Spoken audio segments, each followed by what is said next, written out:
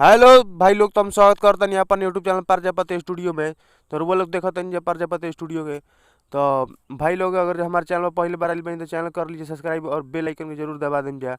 काहे से कि भाई लोग रउआ लोग से जे गाड़ी दे के वीडियो बनावत ओकरा के सपोर्ट कर देतन जे अपन भाई के नहीं खींचे करते।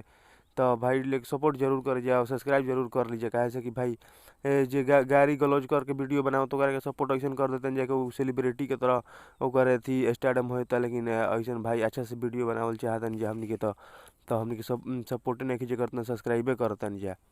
अच्छा तो भाई सब्सक्राइब जरूर कर लेम जा। भाई चलिए आवतन जा मेन पॉइंट पर। तो भाई लोग खेसारी लाल यादव जी का कल एक टीजर आयल रहे जो का नाम हो सड़िया एबलम। तो ये टीजर बहुत ही बढ़िया लागल हमरा। काहे से कि बहुत मस्त लागल और कृष्णा बेदर्दी सॉन्ग के लिखले बाड़े। तो नहीं बहुत ही बढ़िया गाना बाटे। तो रउआ लोग अभी तक नहीं खी टीजर के देखले तो जाकर देखी जा। तो जो उनके काल्हे 5:30 बजे करके रिलीज कर देवल गईल रहे। तो एक में खेसारी लाल यादव और कोमल सिंह भी डांस के लिए बड़ी, जो उनकी बहुत बढ़िया इनकर पर्सनालिटी और सब कुछ मतलब बहुत बढ़िया लगेला। तो अभी तक रउआ लोग नहीं खींचे देखले तो जाकर एक बार देखिए जरूर, बहुत ही मस्त सॉन्ग बाटे। तो अब जाके सब्सक्राइब कर लीजिए चैनल के जरूर पक्का। भाई लोग सपोर्ट जरूर करिए। रउआ लोग सपोर्ट से तनी मनी मोटिवेशन मिली है ना। तो भाई ऐसे मेहनत आदमी करता लेकिन उतना बढ़िया रिस्पांस नहीं के मिलत तो तनी मनी ठीक नहीं के लागत।